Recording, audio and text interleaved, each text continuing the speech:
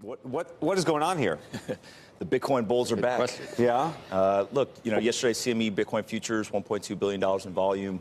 A lot of these exchanges are seeing all-time highs in volume, and I think that we've seen the bottom of the bear market. But why? And who are these people?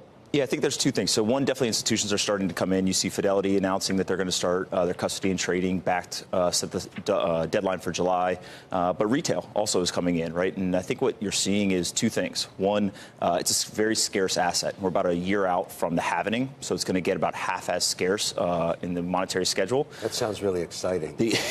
Historically, that's been a big moment in terms of it really is a price driver because it reminds people that there's only 21 million of these. It's just an arbitrary thing, right? Cut it in half in terms of units? Preset every 4 years, basically the amount that is created every 10 minutes gets cut in half. So right now it's 12.5 Bitcoin every 10 minutes.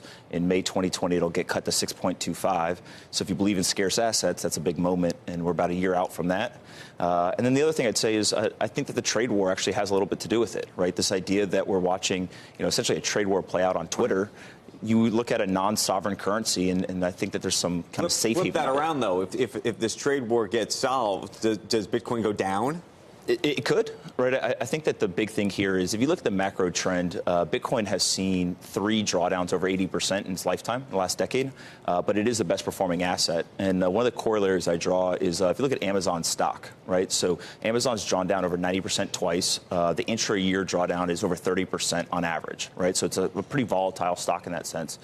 Bitcoin's done very similar things, but what it continues to do is set new yearly lows, right? So don't look at the highs, look at the lows.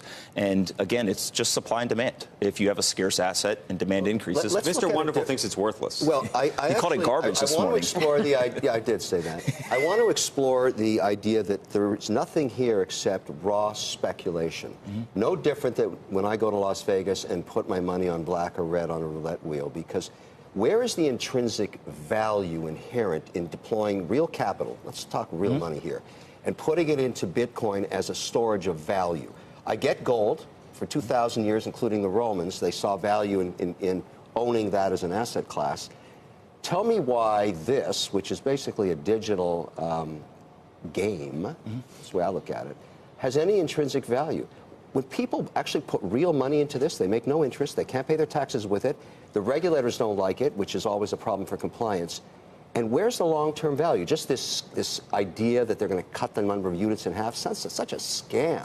Like, that's just totally BS. So I would say two things. One is it's disruptive technology. So if you look at it from a technology standpoint. But that also has an odor of BS to it. Look, everything that's new seems different, right, in the beginning. And I think what you've got to realize is with Bitcoin specifically, money is a belief system. So the U.S. dollar, the only reason why you and I use it is because we believe it has value. So if I give you $1, you give me a good or service in exchange. Right. We believe that it has value.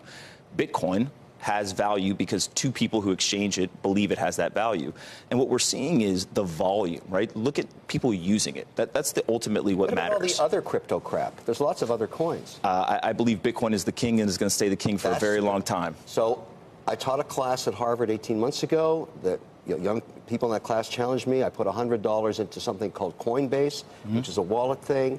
And you buy Bitcoin? I bought them all. I bought all the crypto crap. I put $100 in. It's now worth 30. 30. That's a 70% loss on my crypto crap. Now, I bought them all. I think that really sucks. And I think people should understand today that the hot digital is Bitcoin. Tomorrow it could be whatever, right? Again, I think that Bitcoin, the reason why Bitcoin is getting so much attention, it's the best performing asset in the last decade. Right, it's drastically outperformed S&P, every other kind of financial asset that's out there. And the second thing is the institutions are coming in because Bitcoin is actually a better store of value. It's more transparent and more secure. So regulators, they actually like Bitcoin in the sense of law enforcement can track criminal activity. Right, every single transaction is done on a public ledger. You can see the law enforcement loves Bitcoin.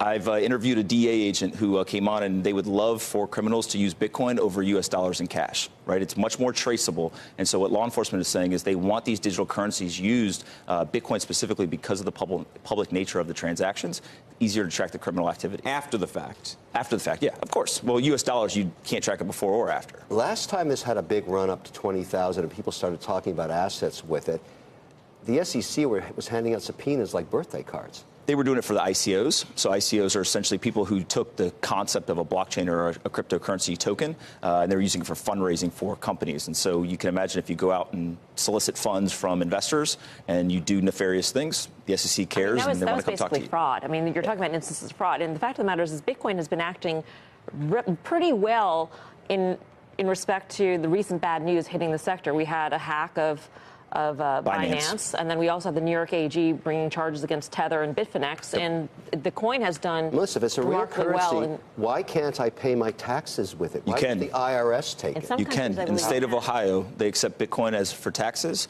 and there's other states that are working on it now. Federally, you think it'll ever get there? For sure. Wow, you're an optimist. When? I'm not in the business of making bets on the federal government's regulatory decisions. Do we hit the past highs again? I definitely think that we will, right? Again, it's What sort of time frame? Look, that's the hard part. The way that I think to look at this, it's a non-correlated asymmetric return asset. And we've definitely, in my opinion, we've hit the bottom of the bear market. We've now entered into this bull market. Historically, about a year out from that halving period is when that kicks off.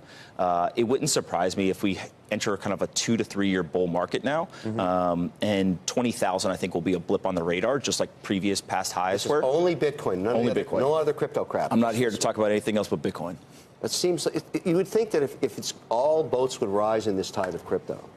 So for your portfolio, here's the number one thing I can tell you as to why you should own Bitcoin. It's a non-correlated asymmetric return asset that the value drivers of all of your equities, everything else is tied to earnings, GDP, interest rates, et cetera. The problem is that Bitcoin's not tied to anything. Well, neither is U.S. dollars, and how big is your cash position? You know, I look, I love your optimistic view of it. You haven't changed my mind at all. It's still garbage, and I'm not going to take real money and put it into this thing. It's never going to happen. I mean, imagine real money, taking real dollars that I'm making in cash 2.1% on and putting it into crypto crap. Agree to disagree. Absolutely. Okay, so your crypto crap garbage. Garbage is better than garbage. Right. He keeps saying accoutrement. He's got He's this got the French saying. accoutrement, he's got the garbage. I think a little colorful language is necessary when discussing Bitcoin. There's no question about it. Okay, Anthony, thank you.